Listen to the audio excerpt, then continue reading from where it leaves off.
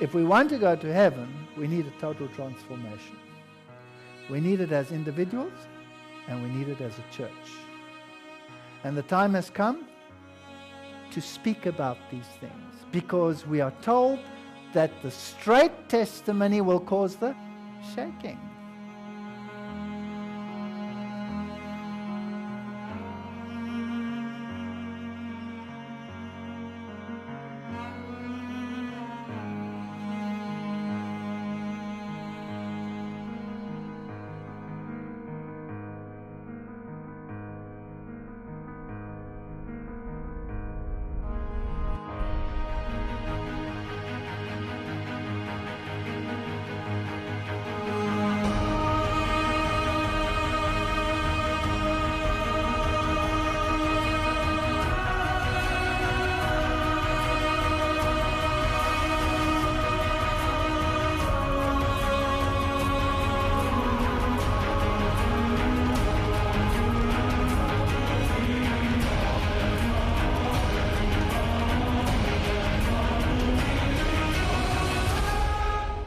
We will have to have a total transformation.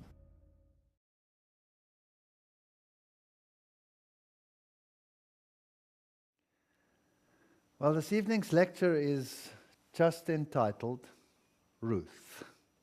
Bem, a palestra dessa noite está intitulada Ruth, das cinzas à glória.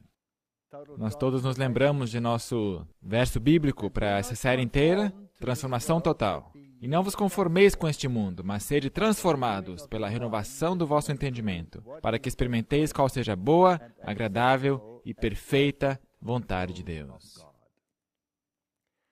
Toda esta série está desenhada para a igreja. Fala sobre a igreja de Deus.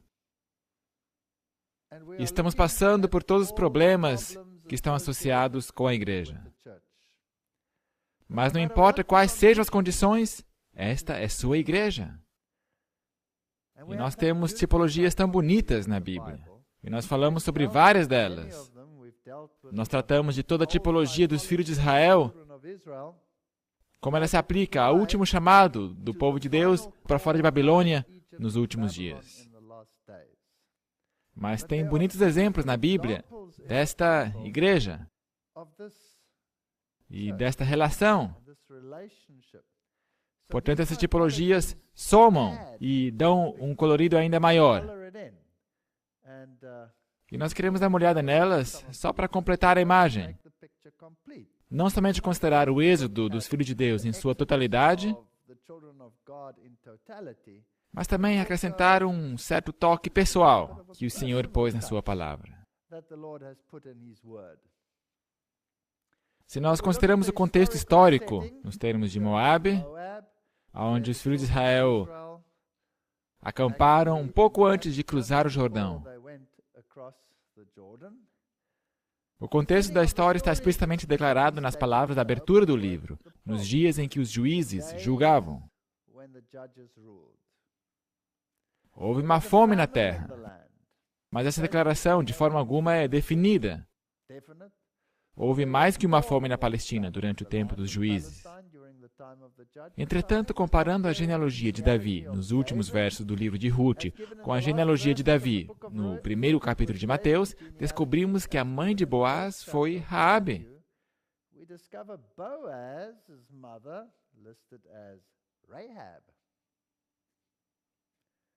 Não há razões que nos compelem a supor que se trata de outra pessoa a não ser Raabe de Jericó. Assim, a história de Ruth teria acontecido no início do período dos juízes. Por outro lado, a tradição antiga, endossada por Joséfo, situa os eventos do livro de Ruth no tempo de Eli, que se encaixaria melhor que Boaz como bisavô de Davi. Os dois podem estar corretos, já que mãe e pai também podem significar avô, avó ou ancestral. Pessoalmente, eu favoreço a primeira opção, que foi mais cedo, por nenhuma razão específica, mas eu prefiro essa. Agora, os moabitas eram de linhagem semita, descendentes de Ló, sobrinho de Abraão Sua divindade principal era o deus Quemos, que parece ter exigido sacrifícios humanos. Isso vem da concordância. Portanto, estamos aqui pintando um contexto, um transfundo do livro de Ruth. Nós não conhecemos muito sobre os moabitas antes da época do Êxodo, a não ser de sua origem, que não foi a mais nobre, como nós todos sabemos. Um pouco antes do estabelecimento do reino em Israel, os amoritas ocupavam a parte de Moabe ao norte de Arnon, mas Israel sujeitou os amoritas e ocuparam o que tinha sido o território moabita. Então, na verdade, pode-se dizer que até fizeram um favor para eles. Quando Balaque, filho de Zippor, viu que os israelitas acampavam nas próprias bordas de seu país, entrou em aliança com os midianitas e convocou a ajuda do profeta apóstata Balaão. E nós já lidamos com essas tipologias. E você conhece os parâmetros. Moabe é como uma igreja irmã, se você quiser, para com os israelitas. E o rei Saul feriu a Moabe, mas não o subjugou. E também vemos a Davi colocando seus pais sob a proteção do rei de Moabe, talvez porque tinha essa relação familiar com os moabitas. Eu acho fascinante que Davi tivesse essa relação com Moabe. Mas um pouco mais tarde, como nós sabemos, Davi fez guerra contra Moabe e o derrotou totalmente. Portanto, isso nós encontramos no comentário bíblico adventista. E esse era o Deus que eles adoravam, Quemos. Então, lemos em 1 Reis 11:7 que Salomão fez um alto a Quemos. Então, Salomão também tinha um ponto fraco, uma caidinha para eles. A abominação dos moabitas. Sobre o monte que está diante de Jerusalém, e a Moloque, a abominação dos filhos de Amon. Portanto, ele também estava emaranhado por eles. Fascinante. Esses deuses requeriam sacrifícios humanos a serem feitos por eles. E é por isso que Deus os chama de abominação. Todo esse tipo de adoração. Agora, nós vamos dar uma passada pelo livro de Ruth e prestar atenção na tipologia que se refere à Igreja de Deus. E sucedeu que nos dias em que os juízes julgavam, houve uma fome na terra. E por isso um homem de Belém de Judá, havia 2 Beléns. Esse verso diz qual das 2 Beléns. Essa é a mesma Belém onde Jesus nasceu. Muito específico, para que não erremos, a Bíblia é muito específica. E foi peregrinar nos campos de Moabe. Ele e sua mulher e seus 2 filhos. Não é a coisa mais sábia que se pode fazer. E nós também fazemos isso, não fazemos? Nós também, às vezes, peregrinamos entre os moabitas. Qual seria o equivalente moderno? Pensar que as outras igrejas evangélicas são a mesma coisa que aqueles que se alinharam em obediência aos mandamentos de Deus. Mas não é a mesma coisa. Agora, eu amo essa tipologia. É de fato uma gracinha. O nome do homem era Elimeleque e da sua mulher Noemi.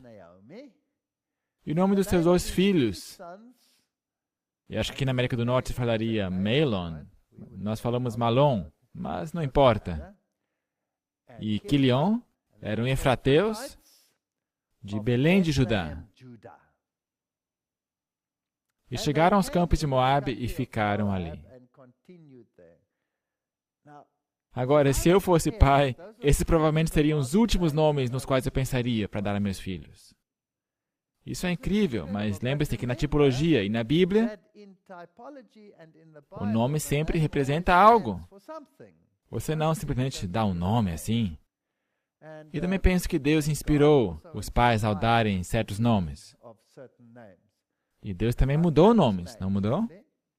Elimeleque, o esposo de Noemi, morreu, e ficou ela com seus 2 filhos, os quais tomaram para si mulheres moabitas, e era o nome de uma Orfa, E o nome da outra, Ruth.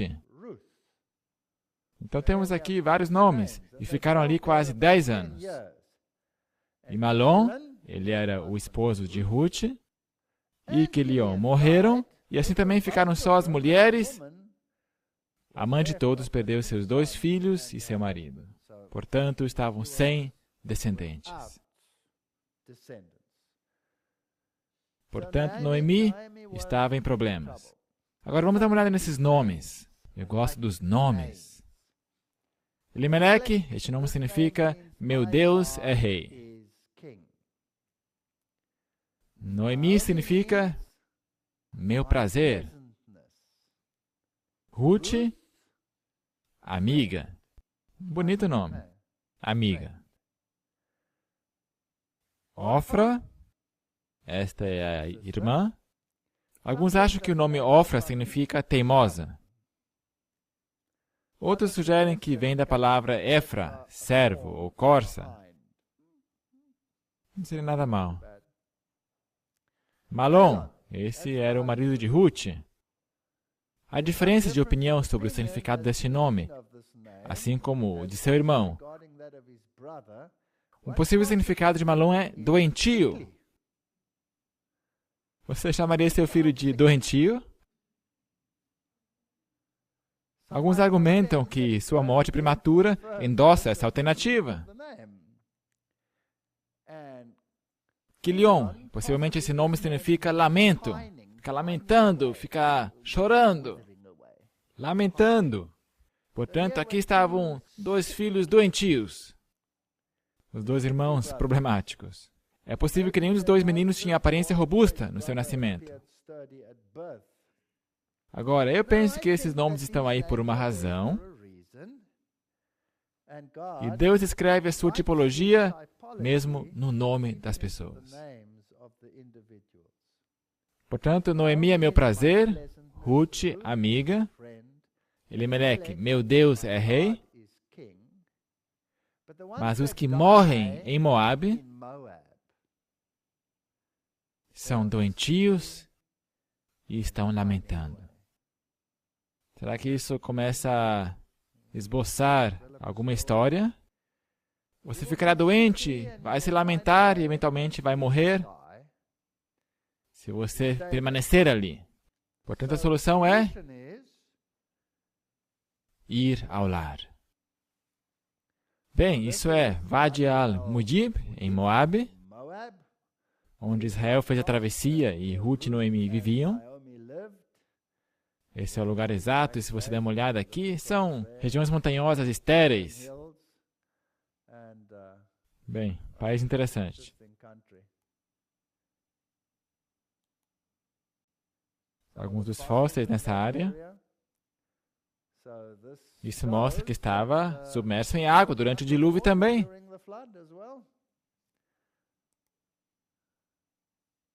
Isso vem dessa região. Portanto, se pode dizer que, separados de Deus, somos doentios e sujeitos à morte. Na história. Somente ao nos unirmos com Cristo, podemos encontrar vida. Os sofrimentos de Noemi a prepararam para conduzir Ruth à terra prometida.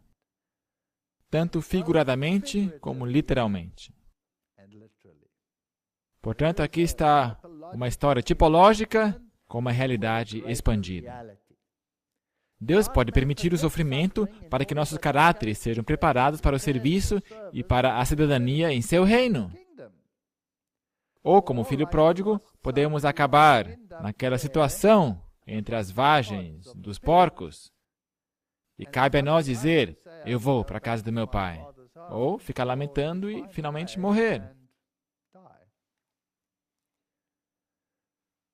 Vamos continuar a história. Ruth 1, verso 6 em diante. Então se levantou ela com suas noras e voltou dos campos de Moabe, porque na terra de Moabe ouviu que o Senhor tinha visitado o seu povo, dando-lhe pão.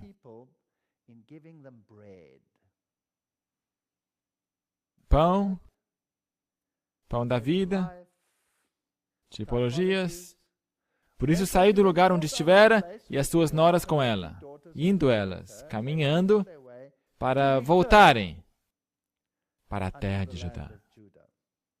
Agora, as noras nunca tinham saído de Israel, portanto não podiam voltar, mas estão voltando. Portanto, são como o filho pródigo. E disse Noemi às suas noras: Ide, voltai cada um à casa de sua mãe. As despediam. Voltai. E o Senhor use convosco de benevolência, como vós usastes com os falecidos e comigo. O Senhor vos dê que acheis descanso, cada um em casa de seu marido. E beijando-as ela, levantaram sua voz e choraram. E disseram-lhe: Certamente voltaremos contigo ao teu povo. Quantas delas disseram que eu voltarei? As duas. Porém, Noemi disse: Voltai, minhas filhas, porque irias comigo? Tenho eu ainda no meu ventre mais filhos para que vos sejam por maridos? Porque a ideia sempre era que a descendência dos mortos teria que ser preservada, propagada pelo próximo na geração, e não havia nada ali. Voltai, filhas minhas, ide-vos embora, já que muito velha sou para ter marido. Ainda quando eu dissesse, tenho esperança, ou ainda que esta noite tivesse marido e ainda tivesse filhos.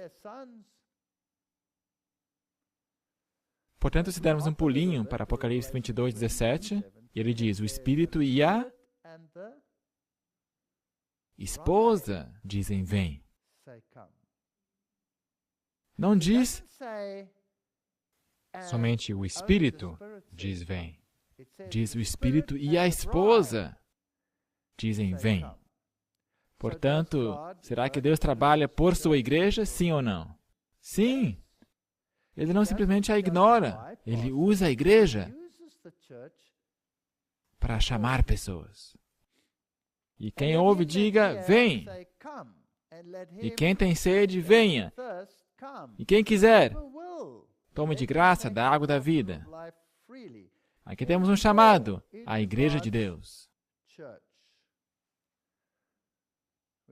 Então aqui dizem parábolas de Jesus, todos os que como Raabe, a cananeia, e Ruth, a moabita, se volvessem da idolatria ao culto do verdadeiro Deus, deveriam unir-se ao povo escolhido. Você não pode isolar o povo de Deus nesse plano de salvação de Cristo, porque a igreja, a noiva e o noivo são um.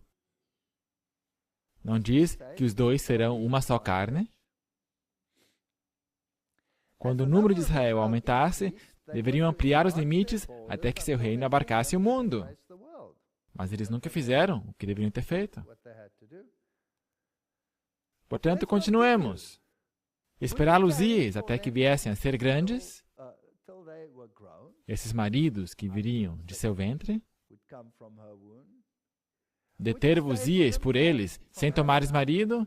Não, minhas filhas. Que mais amargo me é a mim do que a vós mesmas, porque a mão do Senhor se descarregou contra mim. Então levantaram a sua voz e tornaram a chorar. E Orfa beijou sua sogra, porém Ruth se apegou a ela. Portanto, o Espírito diz, vá. E Ruth diz, E a outra diz, tchauzinho.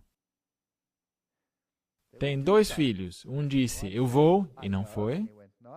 E o outro disse, não, mas acabou indo. Qual dos 2 fez a vontade do pai?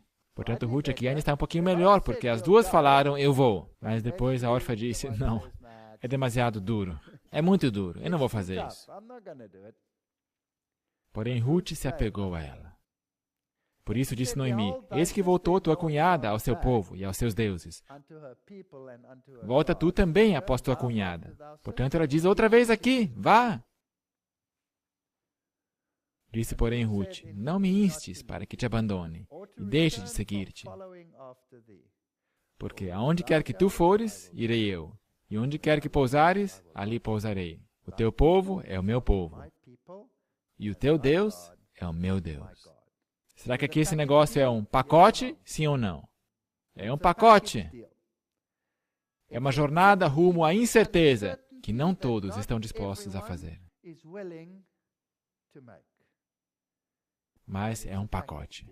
Se você quer um, recebe todos. Se você recebe a Deus, recebe o seu povo. Você não pode separar os dois um do outro.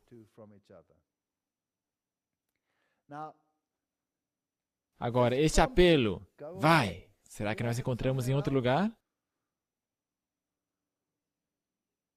Você se lembra quando Jacó lutou com o anjo? E o anjo disse, vai, pode ir embora, vai-te em paz. Vai! Se ele fosse, o que teria acontecido? Ele estaria perdido. Tem que ser um desejo do coração.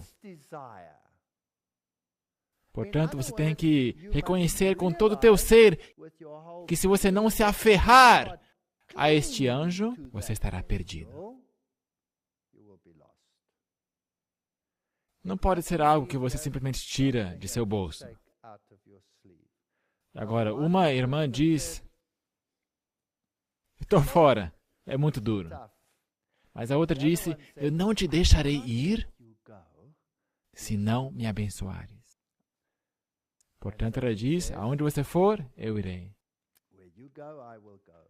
Aonde tu viveres, eu viverei.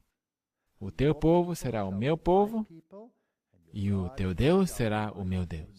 E aonde você morrer, agora está ficando interessante. Eu morrerei. Será que ele tinha alguma intenção de fugir de Israel de novo, talvez quando a sua sogra já tivesse morrido, ou qualquer coisa? Isso é antes de ela ter qualquer afiliação. Ela tomou uma decisão. Este povo seria o seu povo. E ali serei sepultado. Eu não vou mais abandonar esse povo.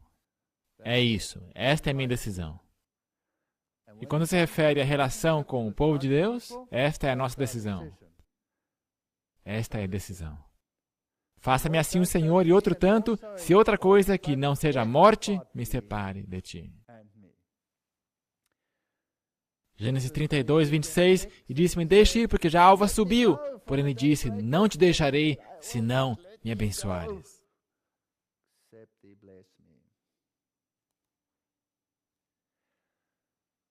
Vendo Noemi que de todo estava... Isso é muito lindo.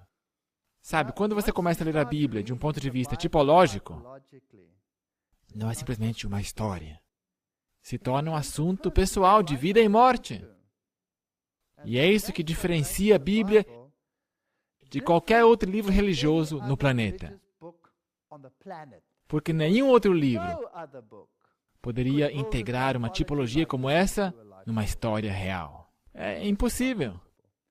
E nenhum ser humano poderia conseguir tal façanha. De uma forma tão consistente em um período de mais de 1000 anos. Esqueça. Isto é inspiração divina. Estava de todo resolvida a ir com ela, estava decidida, colocar o rosto como um seixo. Resolvida a ir com ela, deixou de lhe falar. Assim, pois, foram-se ambas até chegarem a Belém. Agora, Belém significa cesto de pão. Agora aconteceu que, chegando em Belém, toda a cidade se comoveu por causa delas. Portanto, houve uma grande comoção na cidade. É assim que deveria ser. Se alguém se une às fileiras da igreja, se nós temos amor fraternal, não importa de onde vem essa pessoa, nós temos que nos comover com alegria. A Bíblia diz que nem sempre fazemos isso bem, porque quando o filho pródigo voltou para casa, o que aconteceu? O rosto do irmão ficou bem amargo. Portanto, nós também, muitas vezes, temos esse comportamento. E o falho para a própria vergonha. Para a própria vergonha. E diziam, é Noemi. Não é esta Noemi? Porém, ela lhe disse, não me chameis Noemi, chamai-me Mara. Mara significa amargura, porque grande amargura me tem dado o Todo-Poderoso. Cheia parti, porém vazia o Senhor me fez tornar. O que acontece se você vai para Moabe?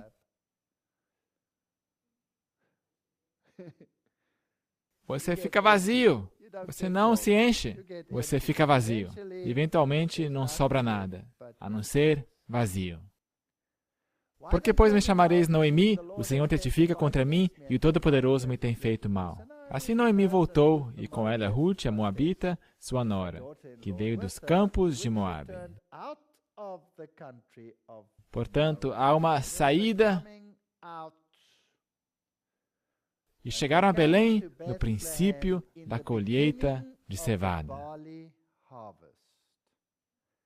Aqui nós temos uma colheita, e uma colheita é um tipo, é um modelo da colheita do povo de Deus. E a colheita da cevada é particularmente interessante, porque quando se trata da oferta movida, o feixe que era movido era um feixe de cevada. E era um tipo das primícias da ressurreição com Jesus Cristo. Portanto, aqui está contida uma tremenda de uma tipologia. E Noemi tinha um parente de seu marido, alguém que é da parentela, um homem valente e poderoso. Será que isto toca um sino tipológico na sua mente? Não é qualquer pessoa. Da família de Elimeleque. E era o seu nome Boaz. Agora, isso é fascinante. Todo mundo na Igreja de Deus é filho do Altíssimo. Príncipes e princesas. Portanto, são filhos do rei. Dessa forma, são parentes do rei? Sim ou não? Sim, são parentes. Parentes chegados. E esse homem é de poder e riqueza. Portanto, quem que é ele? Ele é um tipo de Cristo. E Ruth, a Moabita, disse a Noemi: deixa-me ir ao campo e apanharei espigas atrás daquele. E a história fica uma gracinha. Daquele em cujos olhos eu achar, o quê? Graça! Portanto, aqui está a história da vinda à igreja de Deus e achar graça perante Cristo. E ela disse: vai, minha filha. Foi, pois, e chegou e apanhava espigas no campo após os segadores, e caiu-lhe em sorte uma parte do campo que pertencia a Boaz. Portanto, colocando isso em uma linguagem mais moderna, seria por coincidência aconteceu que ela foi parar no campo de Boaz. Agora, é claro que não há algo como sorte. O mundo chama isso de sorte. Nós o chamamos de providência.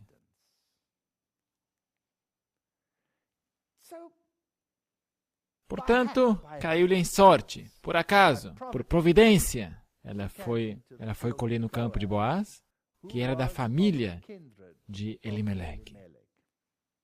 Um de seus filhos, um dos filhos de Deus. Sorte.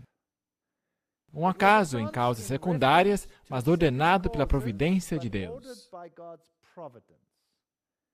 Deus sabiamente controla os pequenos acontecimentos, mesmo os que parecem casuais.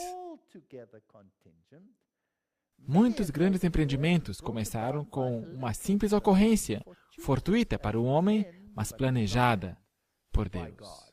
Eu achei que isso foi bem formulado. Portanto, agora a história se desdobra, e Boaz veio de Belém. E eu acho que realmente eles martelam bem nesse prego, para que não esqueçamos. Ele veio de Belém, o cesto de pão. Estamos lidando com uma colheita aqui. E a colheita tem que ver com a colheita de almas. E disse aos segadores: o Senhor esteja convosco. E disseram-lhe eles: o Senhor te abençoe. Portanto, havia esta relação cortês entre o dono da terra e os seus trabalhadores. Não havia domínio autoritário sobre eles. Você já reparou? Depois disse Boaz a seu moço, que estava posto sobre os segadores: de quem é esta moça? E respondeu o moço, que estava posto sobre os segadores, e disse: esta é a moça moabita, que voltou com Noemi, dos campos de Moabe. E disse-me ela: deixa-me colher espigas e ajuntá-las entre as gavelas após os segadores. Assim ela veio, e desde pela manhã está aqui até agora, a não ser um pouco que esteve sentada em casa. Portanto, qual que é a sua atitude? Ela está envolvida. Ela está lá. Ela está trabalhando. Ela está conseguindo matéria-prima para fazer pão. Está se alimentando do que pertence a Boaz. Então disse Boaz a Ruth: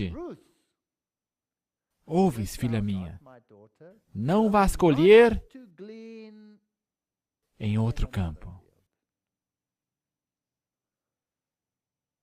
nem tampouco passes daqui, porém aqui ficarás com as minhas moças. Aqui estão as moças, e as moças tipificam igrejas. Fique aqui. Não vá embora. É isso. Não há outra coisa. É esse o lugar ao qual você pertence. Os teus olhos estarão atentos no campo que cegarem, e irás após elas. Não dei ordem aos moços que não te molestem. Essa tipologia está ficando interessante. Tendo tu sede, vai aos vasos e bebe do que os moços tirarem.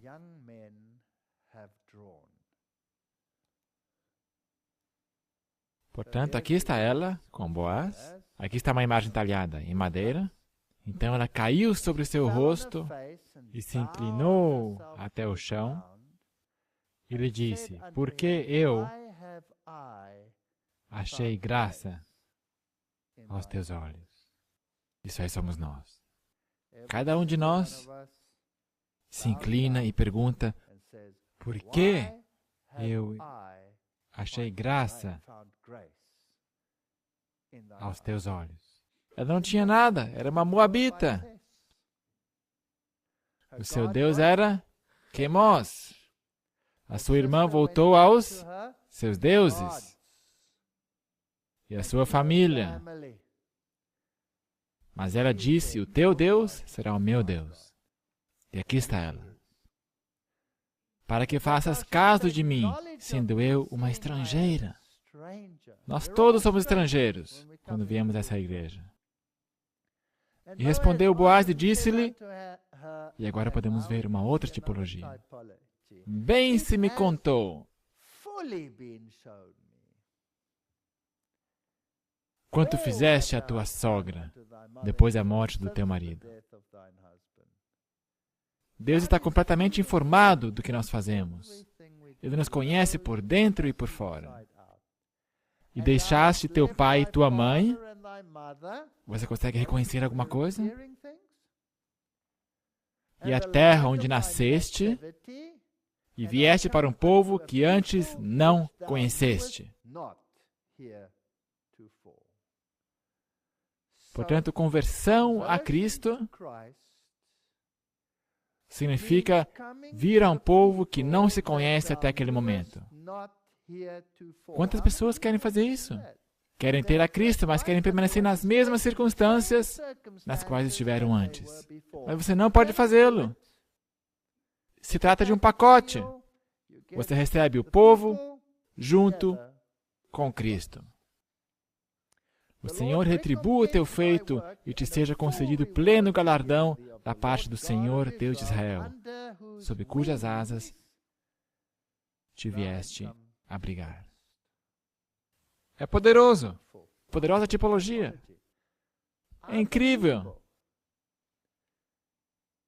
Se nós damos uma olhada no Evangelho de Marcos, capítulo 10, E Jesus respondendo disse, em verdade vos digo que ninguém há que tenha deixado casa, ou irmãos, ou irmãs, ou pai, ou mãe, ou mulher, ou filhos, ou campos, por amor de mim e do Evangelho, que não receba 100 vezes tanto, já neste tempo, em casas, irmãos, irmãs. Portanto, se você os abandonou, quem são esses que você está conseguindo agora? Não são os mesmos? Você está conseguindo uma outra família. Essa é a família de Deus. E mães, e filhos, e campos, com perseguições. Eu gosto de Deus, porque Ele é tão honesto. Ele não diz, vem para mim que vai ser uma vida fácil. Não. Esse é um caminho espinhoso. Se você fizer essa mudança, você será perseguido. E no século futuro, a vida eterna. Ok? Então ela disse, achei graça em teus olhos, Senhor meu, pois tu me consolaste. Portanto, nesta situação estressante de ir a um povo totalmente diferente, aonde encontraremos conforto? Com Cristo. É o teu único conforto. Porque no princípio, até que você firme pé e tudo isso, só haverá lágrimas. Aqui está o teu conforto. E você tem que se apegar a Ele e dizer-lhe, eu não te deixarei ir, porque isso é tudo que você tem. E falaste amigavelmente à tua serva. Isso nos diz algo sobre Jesus. Não sendo eu ainda como uma das tuas criadas. Portanto, eu não sou uma delas ainda. Eu tenho que me firmar nesta igreja. Eu saí dessa situação, saí do mundo, do espiritismo, saí das drogas, saí, seja lá do que for, de Babilônia. E eu vim à igreja. E eu simplesmente não passei por essa experiência ainda. Mas obrigado, porque tu és simpático e amigável para comigo. E sendo já a hora do almoço, disse-lhe, achega-te aqui e come. E come do pão e molha o teu bocado no vinagre. Isso é como dizer pão e vinho. Corpo e o sangue de Cristo. Vem e internalize a verdade para que você possa crescer. Vem e coma do maná celestial para que você possa entender. E ele se assentou ao lado dos segadores. E ela lhe deu do trigo tostado, e ela comeu e se fartou. Quem que vai te alimentar nas circunstâncias nas quais você se encontrará numa nova igreja? Às vezes você vai parar numa igreja onde parece que não há ninguém que se importa. E mesmo assim, você deve continuar ali. E a tua única nutrição virá do Boaz antitípico. Levantando-se ela a colher, Boaz deu ordem a seus moços, dizendo, até entre as gavelas, deixai-a colher. E não a censureis. Isso é uma gracinha. Portanto, quando você estiver colhendo, deixe cair um pouquinho, de propósito. Deixe cair lá para ela. Bem, esses são os moços. Ela está com as moças. E quem são os moços? São os anjos. E os anjos vão deixar cair pedaços de maná celestial para você, ao você trabalhar na seara do Senhor. Eles vão manter um olhar vigilante sobre ti. E ocasionalmente você vai colher mais do que você esperava. E você vai dizer, uau, isso agora é sorte. Não, mas não é sorte. Deus cuidará daqueles que levam sua religião a sério. Deixai cair alguns punhados, de propósito, para ela, e deixai-os ficar, para que os colha, e não a repreendais. E esteve ela apanhando naquele campo até a tarde, e debulhou o que apanhou, e foi quase um éfa de cevada. Isso era muito. O Caminho a Cristo diz: leve suas necessidades, alegrias, tristezas, preocupações e temores a Deus. Você não conseguirá sobrecarregá-lo, nem deixá-lo cansado. Aquele que conta os cabelos de sua cabeça não é indiferente às necessidades de seus filhos. O Senhor é cheio de eterna misericórdia e compassivo, Tiago 5:11. Seu coração, cheio de amor, se enternece com nossas tristezas, até mesmo quando as pronunciamos. Entregue a Ele todas as coisas que perturbam sua mente. Coisa alguma é grande demais para Ele, para que Ele não possa suportar. Pois Ele é quem mantém os mundos e governa o universo. Nada daquilo que, de alguma forma, diz respeito à nossa paz é pequeno demais para que Ele não note. Não há um só capítulo de nossa existência que seja demasiado escuro para que Ele não possa ler, nem dificuldade alguma tão complicada que não possa resolver. Nenhuma calamidade poderá sobrevir ao mais humilde dos seus filhos, ansiedade alguma que lhe perturbe a alma, nenhuma alegria que possa ter, nenhuma oração sincera que lhe escape dos lábios, sem que seja observada pelo Pai Celestial, ou sem que lhe desperte imediato interesse. O Senhor sara os de coração quebrantado e lhe pensa as feridas. Sabe, Ele poderia ter chegado para ela e ter dito: eu ouvi dizer que você teve muitos problemas. Vem cá, deixa-me colocar você sobre seus pés. Ele não trabalha assim. Como é que ele trabalha?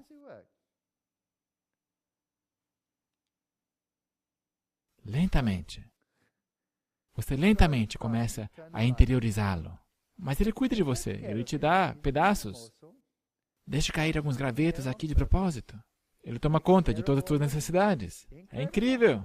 As relações entre Deus e cada pessoa são tão particulares e plenas que é como se não houvesse nenhuma outra pessoa por quem tivesse dado seu Filho amado. Caminho a Cristo, nova edição, 63. É lindo! Ruth 2:18. E tomou-a e veio à cidade, e viu sua sogra que o tinha apanhado. Também tirou e deu-lhe o que sobejara depois de fartar-se. Portanto, ela não conservou isso para si mesma. O que ela começou a fazer com os seus achados? Começou a compartilhá-los. Portanto, desde o princípio, apesar de você parecer estar caminhando lá atrás, ao você vir, comece a compartilhar. Então disse-lhe sua sogra: onde colheste hoje? E onde trabalhaste? Essa é uma pergunta importante. Aonde nós colhemos durante o dia? De onde nós pegamos a nossa inspiração durante o dia? Bendito seja aquele que te recolheu. E relatou à sua sogra com quem tinha trabalhado e disse: o nome do homem com quem hoje trabalhei é Boaz. Esse nome é fascinante, nós vamos falar sobre isso um pouquinho mais tarde. Então Noemi disse à sua nora: bendito seja ele do Senhor, que ainda não tem deixado a sua beneficência nem para com os vivos, nem para com os mortos. E disse-lhe mais Noemi: esse homem é nosso parente chegado, um dentre os nossos remidores. Parente próximo. É um parente com muita proximidade. Um parente chegado. E disse Ruth, a moabita. Agora repare só o que ela disse. Também ainda me disse: com os moços que tenho te ajuntarás, até que acabem toda a cega. Por quanto tempo? Até o fim. Você não abandone esta igreja. Nós estamos falando sobre a tipologia da igreja. Você não abandone até que a cega termine, quer seja pelo motivo que você vai dormir ou porque o Senhor vem nas nuvens dos céus. Aí você vai permanecer. Aqui tem uma nota. Ela conta que gentileza Boaz lhe demonstrou, mas não como a tinha elogiado. Portanto, a humildade nos ensina a não somente não nos elogiarmos a nós mesmos, mas também a não ansiar repetir os elogios que outros nos fizerem. Essa é uma lição importante. Nós a teremos que aprender. Nós nos orgulhamos muito dos elogios dos homens. Muito bem, portanto, aqui está essa relação, e essa será uma relação a longo prazo, até terminar a colheita de almas. Verso 22, disse Noemi à sua nora: melhor é, filha minha, que saias com as suas moças, para que noutro campo não te encontrem. Quantas vezes nós lemos isso até agora? Será que Deus quer enfatizar alguma coisa aqui? Se você tomou essa decisão, aonde que você vai permanecer? Você vai permanecer aqui, permanecer na igreja. Não temos nada que ver com as igrejas irmãs das quais saímos. Os moabitas, todos eles. Não temos nada que ver com eles. Os edomitas, os midianitas, seja lá qual for o nome, mantenha distância. Não quer dizer que eu não vou testemunhar para eles, mas eu me separei. Não vá a outro campo. E tem umas pessoas hoje em dia que acham que não faz diferença, e nós temos o tal do intercâmbio. Você já percebeu isso? Nada de intercâmbio. Você se separa para o seu Senhor. E assim ajuntou-se com as moças de Boaz, para colher até que a cega das cevadas e dos trigos se acabasse. Portanto, é isso. Você vai permanecer até o fim. E ficou com a sua sogra. Ela se tornou uma adventista do sétimo dia. Até o fim. Nada de condescendência. E disse-lhe Noemi, sua sogra: minha filha, não hei de buscar descanso para ti? Descanso? Para que fiques bem? Ora, pois, não é Boaz com cujas moças estiveste de nossa parentela? Eis que esta noite padejará a cevada na eira. Se você quer fazer parte da colheita do Filho do Homem, é melhor que você se case com ele. De outra forma, você vai cair fora. Portanto, lava-te, unge-te, veste os teus vestidos. Em termos modernos, poderíamos dizer batismo, unção pelo Espírito e vestir a couraça da justiça que Cristo nos dá. Quando saímos, é isso que nós fazemos. E desce a eira. Porém, não te des a conhecer ao homem, até que tenha acabado de comer e beber. E há de ser que quando ele se deitar, notarás o lugar em que se deitar, então entrarás e descobrir-lhe-ás os pés. E te deitarás. E ele te fará saber o que deves fazer. Ele vai te dizer o que você deve fazer. Você tem que ser guiado pelo Espírito de Cristo. Ele vai te dizer o que fazer. E ela lhe disse: tudo quanto me disseres, eu farei. Então foi para sua eira e fez conforme tudo quanto a sua sogra lhe tinha ordenado. Havendo, pois, Boaz comido e bebido, já estando seu coração alegre. Sabe, algumas pessoas querem insinuar que ele estava intoxicado aqui. Não. Ele estava alegre. Isso é tudo que diz. Ele estava feliz por causa da colheita. Veio deitar-se ao pé de um monte de grãos. Então veio ela de mansinho e lhe descobriu os pés e se deitou. E sucedeu que, pela uma outra palavra que nós temos que apanhar, meia-noite. O homem estremeceu e se voltou, e eis que uma mulher jazia a seus pés. E disse ele, quem és tu? Ela disse, sou Ruth, tua serva. Estende, pois, tua capa sobre tua serva, porque tu és o remidor. Esta é uma proposta de casamento. Ela tem a ousadia de fazer uma proposta de casamento. Jacó teve a ousadia de falar, eu não vou te deixar ir, mesmo que Deus dissera, vai. Jacó também fez uma proposta de casamento. Eu não vou deixar você ir. No verso 9, portanto, estende a tua capa, isto é, tome-me como esposa e exerça os deveres de marido para comigo. Não ali, naquele momento. No futuro. Tudo com ordem e decência. E disse-lhe ele, bendita sejas tu do Senhor, minha filha. Melhor fizeste esta última benevolência do que a primeira. Será que isto é crescimento em Cristo? Sim ou não? Pois após nenhum dos jovens foste, quer pobre, quer rico. Você está buscando uma relação celestial. Agora, pois, minha filha, não temas.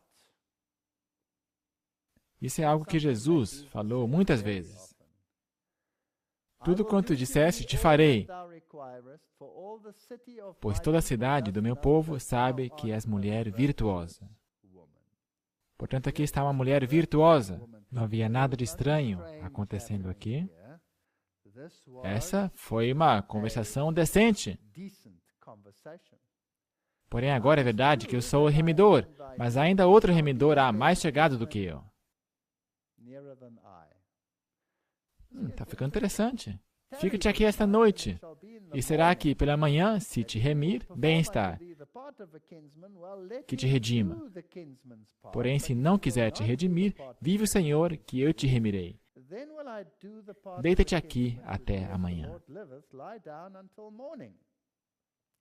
Portanto, nós temos que negociar com alguém que, pela genealogia, é um parente mais próximo.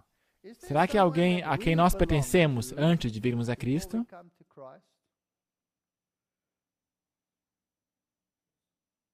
Será que não há um outro rei deste mundo? E esta relação terá que ser rompida para que possamos entrar em outra relação? Ficou-se, pois, deitada a seus pés até pela manhã e levantou-se antes que pudesse um conhecer o outro, porquanto disse, não se saiba que alguma mulher veio à eira. Portanto, ele está mantendo a discrição.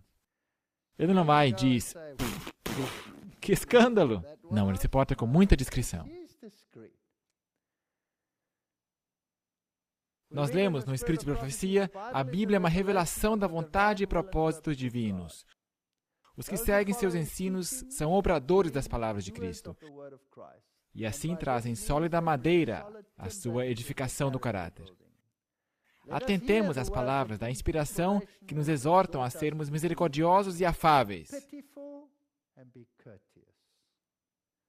Boaz representou o caráter de um cavaleiro cristão. Como Abraão, ele ordenou a sua casa após ele para guardar o caminho do Senhor e exercer justiça e juízo. Ele demonstrou cortesia a todos seus servos. Ao ele passar entre eles no campo, ele dizia aos colhedores, o Senhor seja contigo. E eles lhe respondiam, o Senhor te abençoe. Aqui há uma lição tanto para mestres como para servos, para patrões e empregados. Os servos são motivados a agirem justamente, a serem fiéis aos supervisores que lhe manifestam bondade, respeitosa e cortesia. Os cristãos deveriam ser as pessoas mais corteses do mundo. Somos nós as pessoas mais corteses do mundo? Eu não penso, nem sempre. Disse mais, dá-me a capa que tens sobre ti. Um tipo de chale. E ela segurou, e ele mediu 6 medidas de cevada. Ele as pôs em cima. Então foi para a cidade. Agora, eu não quero ir muito longe com a tipologia, então vamos parar por aí. E foi a sua sogra que lhe disse: é você, minha filha! Uma nota aqui embaixo: é você? Não que duvidasse de ser sua filha, mas em admiração, como se dizendo: é de fato você, minha filha. Não acredito, como é que você chegou tão cedo?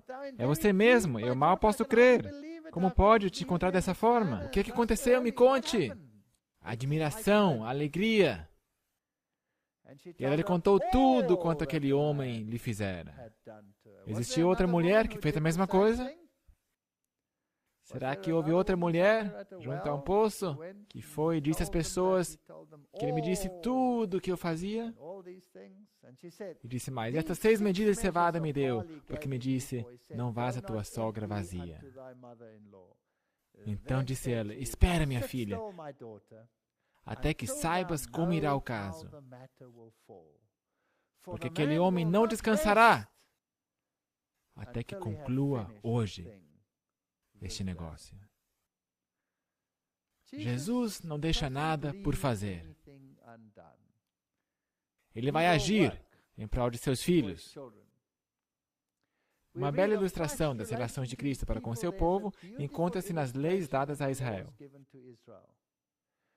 Quando, em virtude da pobreza, um hebreu se via forçado a abrir mão de seu patrimônio e a vender-se como escravo, o dever de resgatá-lo, a eles, a sua herança, recaía no parente mais chegado. Aqui você tem a história de redenção. Portanto, o dever de resgatar a nós e a nossa descendência do pecado recaiu sobre aquele que nos é parente chegado. Foi para nos resgatar que ele se tornou nosso parente mais chegado. Mais achegado que o pai, mãe, irmão, amigo ou noivo, é o Senhor nosso Salvador. Não temas, diz ele. Você consegue ver a imagem? Quantas pessoas vêm a essa igreja e dizem: eu não encontrei o amor que eu esperava, eu estou indo embora. Será que não estão buscando o amor no lugar errado? Eu não vim a esta igreja por causa das pessoas. Eu vim a esta igreja por causa da verdade. E se esta igreja tem verdade, então o Rei da Verdade também tem que estar aqui. E a minha relação com Ele que me fixa no seu campo.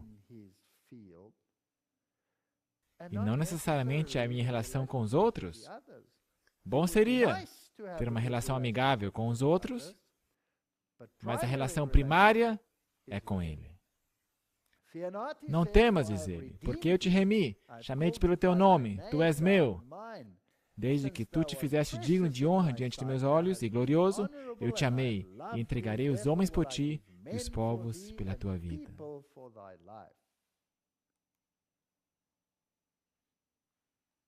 Ellen White escreve em Cartas a Jovens Namorados: eu te amo.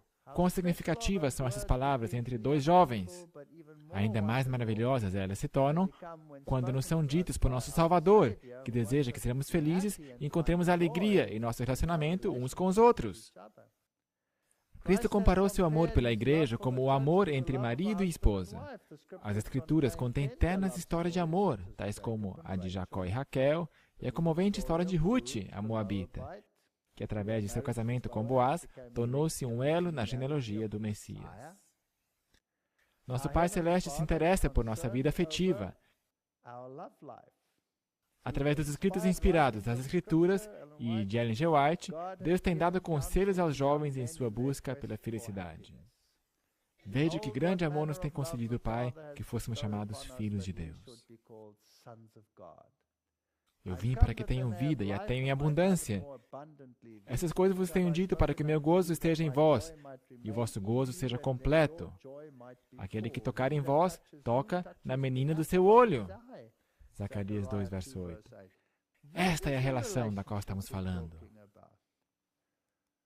As outras, seria ótimo se também fossem boas. Mas se não for o caso, essa relação ainda nos tem que sustentar. Este amor do qual falo é lento em perder paciência. Busca uma forma de ser construtivo, não é possessivo. Não fica ansioso para impressionar, nem cultiva ideias arrogantes.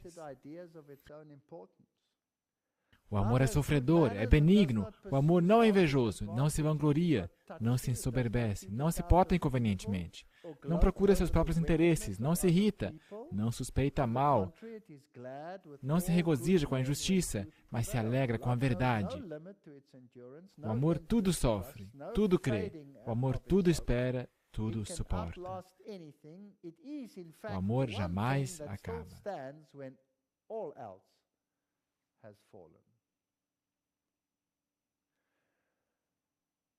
Minha igreja. E pessoas que estão sofrendo dentro da igreja. A nossa relação com Cristo é a única coisa que nos vai suster. De longe o Senhor me apareceu dizendo, pois que com amor eterno te amei, também com benignidade te atraí. Jeremias 31, verso 3. Em Romanos lemos, porque estou certo de que nem a morte, nem a vida, nem anjos, nem principados, nem coisas presentes, nem futuras, nem potestades, nem a altura, nem a profundidade, nem qualquer outra criatura nos poderá separar do amor de Deus que está em Cristo Jesus, nosso Senhor. Isso tem que incluir todos os membros de igreja que dão picadas e retrucadas. A lista está completa. Nada poderá te tirar da igreja. Nada. Se você é lançada para fora da igreja, significa que a sua relação com Deus não está completa. Nos escritos de Ellen G. White, nós lemos, escrevo-te porque a amo, diz ela. Queridos jovens, desejo falar-lhes declaradamente, pois quero que sejam salvos. Minha querida irmã, escrevo-lhe por amor de sua alma. Não considero o seu caso sem esperanças. Se fosse assim, minha caneta não estaria escrevendo essas linhas. Aceite a repreensão como vindo de Deus. Aceite o conselho e a advertência dados com amor. Nós precisamos ser mais corteses uns com os outros. E precisamos ser mais corteses mesmo com aqueles cujos casos parecem sem esperança. E aqueles que são aparentemente contra tudo que defendemos. Então Boaz subiu à porta, representa juízo, não é? E assentou-se ali, e eis que o remidor de que Boaz tinha falado ia passando, e disse-lhe, ó fulano, vem cá, assenta-te aqui. E desviou-se para ali e assentou-se. Então, ele chamou ele. Agora vão negociar com esse outro parente. Então tomou 10 homens dos anciãos da cidade. O número 10 é interessante, mas deixa quieto. E disse, assentai-vos aqui, e assentaram-se. Então disse ao remidor, aquela parte da terra que foi de Elimeleque, nosso irmão, Noemi, que tornou da terra dos Moabitas, está vendendo.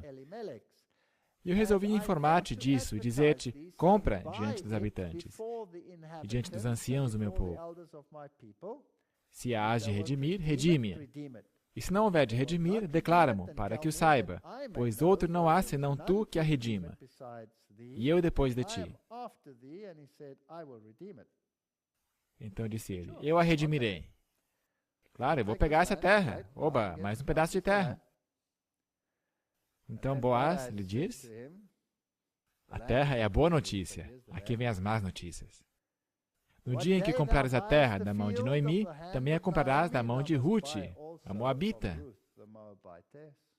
Aqui está esse pacote. Mulher do falecido. Ups, quer dizer que o que você vai receber não vai ser teu, mas herança do falecido. Para suscitar o nome do falecido sobre a sua herança. Então nós vemos a força do egoísmo. Ele disse ao remidor, para mim não a poderei redimir, para que não prejudique a minha herança. Toma para ti o meu direito de remissão, porque eu não poderei redimir. Eu não vou abandonar nenhum tio do meu egoísmo. Você a redime. Havia, pois, já desde muito tempo este costume em Israel, quanto à remissão e permuta, para confirmar todo o negócio. O homem descalçava o sapato e o dava a seu próximo. E isto era por testemunho em Israel.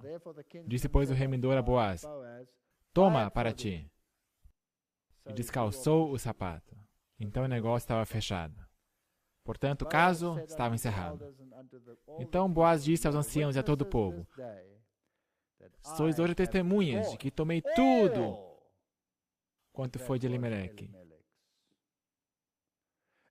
e tudo que era de Quilion, e de Malom e da mão de Noemi. Ele leva todo o pacote. Não há nada que fica de lado.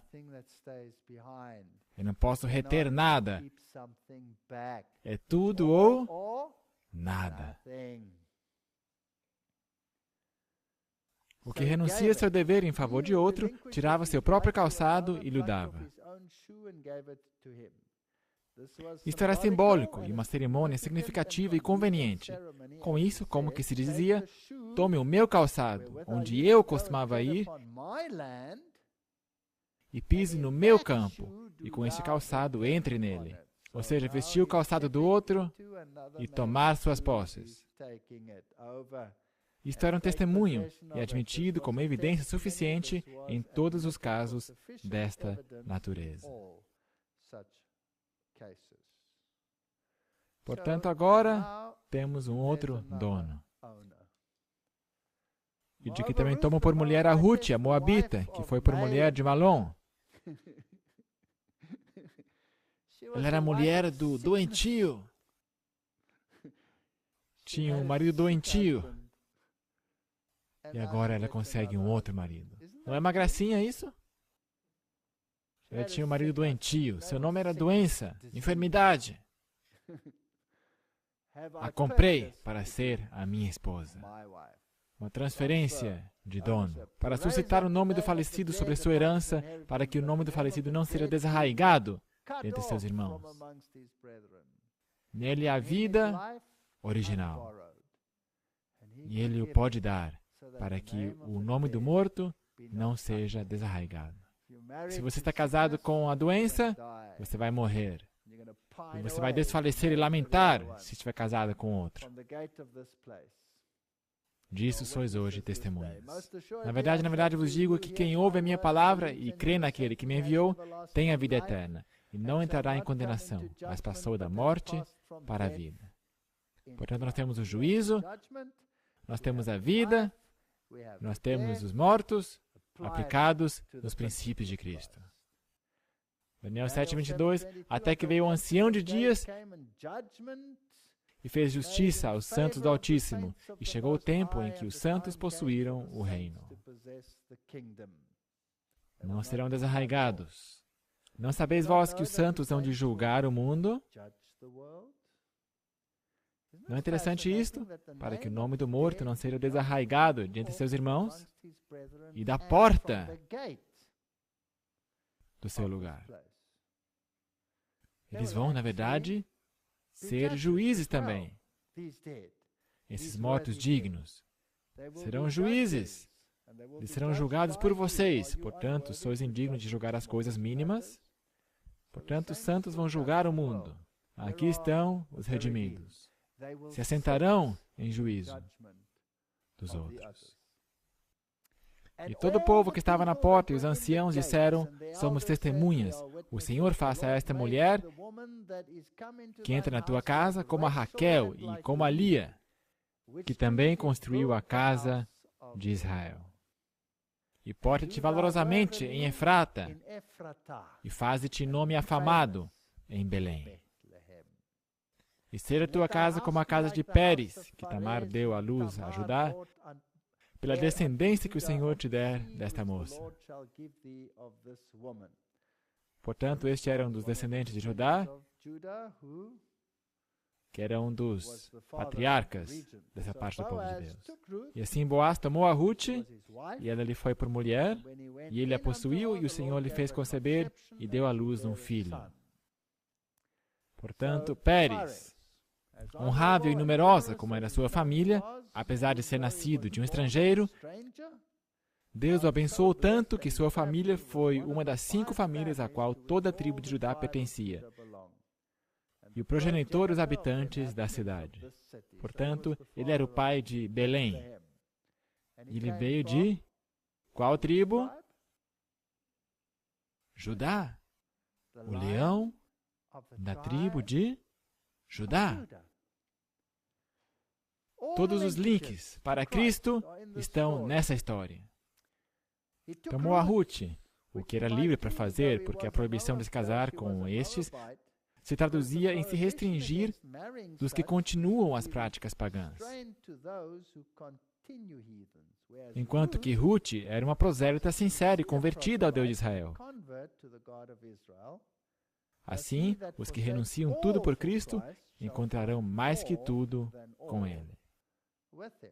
Portanto, era legal para ele se casar com ela, apesar de que, via de regra, um israelita não podia se casar com uma estrangeira. Então as mulheres disseram a Noemi: Bendito seja o Senhor, que não deixou hoje de te dar remidor, e seja o seu nome afamado em Israel.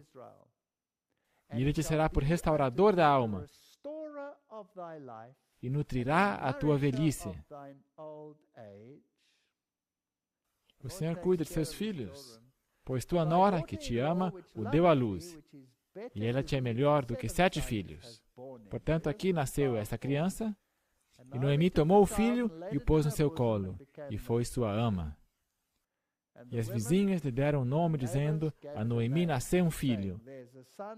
E deram-lhe o nome de Obed. Este é o pai de Jessé, pai de Davi. Obed significa servidor. Servidor. Ele construiu 2 pilares de 35 cúbitos perante a sua casa, explicando como Salomão construiu o templo. Vem do Espírito de Profecia, Review and Herald. E o capitel que estava no topo de cada uma delas tinha 5 cúbitos, e fez correntes, como no oráculo, e as pôs no topo dos pilares. E fez 100 romãs e as pôs nas cadeias. E ele erigiu os pilares perante o templo, um à direita e outro à esquerda. E chamou o nome do da direita Jaquim, e o nome do da esquerda Boaz. Os pilares do templo, um deles recebe o nome de Boaz. Romãs tem sementes vermelhas dentro delas. As sementes estão cobertas de vermelho. E no topo há uma coroa. E a forma da coroa da romã, na parte superior, foi um modelo, como que um molde para a coroa de Salomão, que é um tipo do rei que reinará sobre Israel.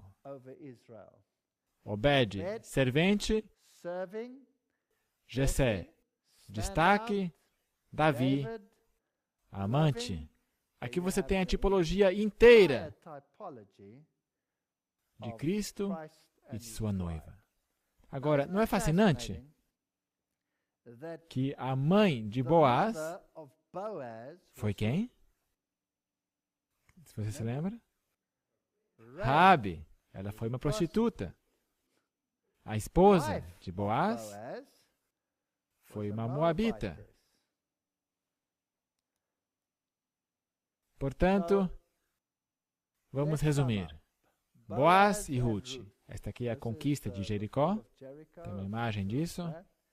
Nem Boaz nem Ruth tinham o melhor dos transfundos. Você concordaria com isso? No que toca a sua linhagem, a mãe de Boaz era Raabe, uma prostituta, mas ajudou a Israel na conquista de Jericó. Bem, ela provavelmente se casou com um dos 2 espias, que veio assessorar as defesas da cidade e assim foi levada a uma posição de honra. Ruth era moabita e, portanto, posteridade de uma união indecente entre Ló e uma de suas filhas. Agora imaginem só esta linhagem sendo a linhagem de Cristo, com essas duas mulheres e, além disso, vinham de um transfundo idólatra. Mas apesar de seu transfundo, estas duas mulheres estão na linhagem de Jesus. Isto tem que tipificar a totalidade da redenção. Não importa de onde você vem, quando você toma esta decisão, o teu Deus será o meu Deus e o teu povo será o meu povo. Você entra nesta relação matrimonial com Cristo. Você está tomando essa decisão, portanto você está se deitando aos pés de Jesus, os está descobrindo e dizendo, se case comigo.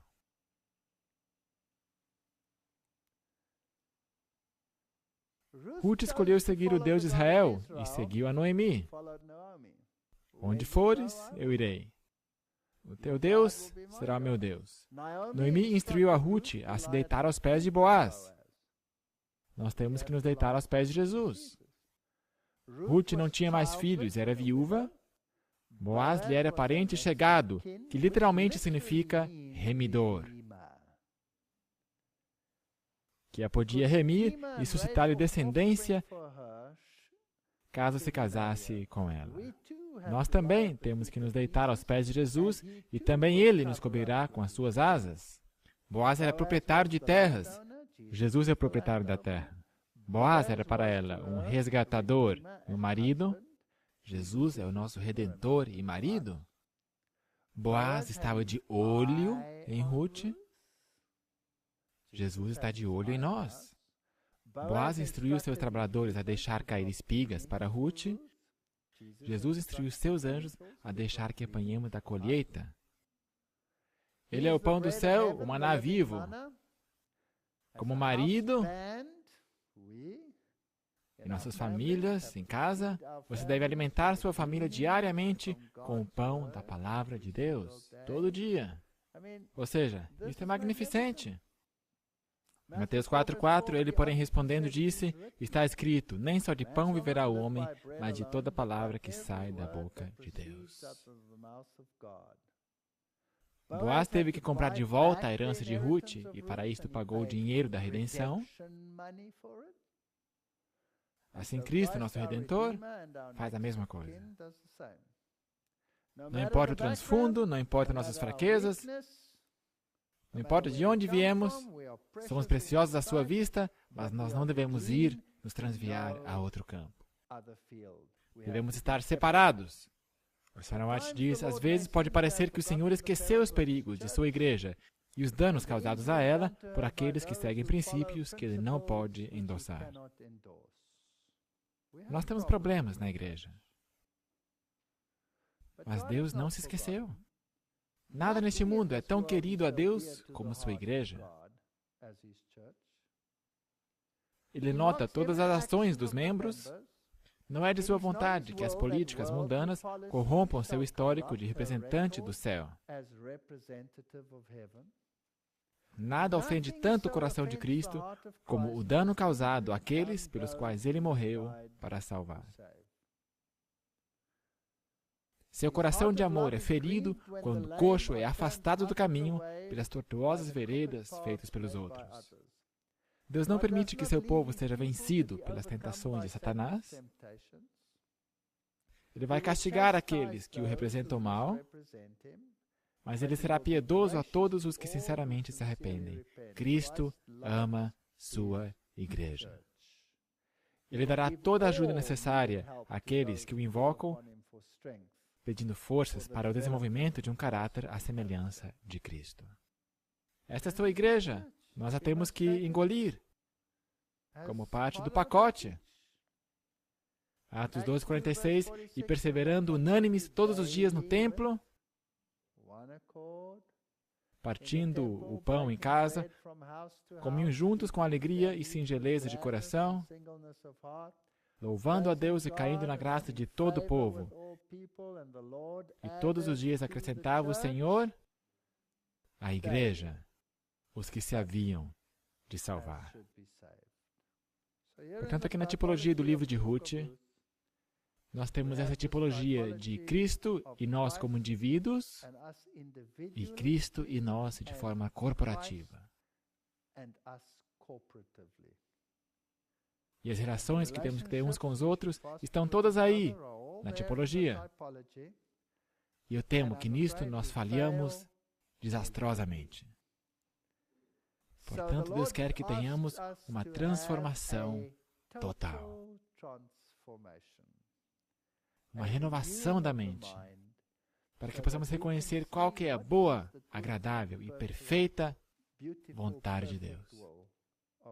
Que o Senhor nos ajude a amá-lo mais e a amar mais a sua igreja. Amém.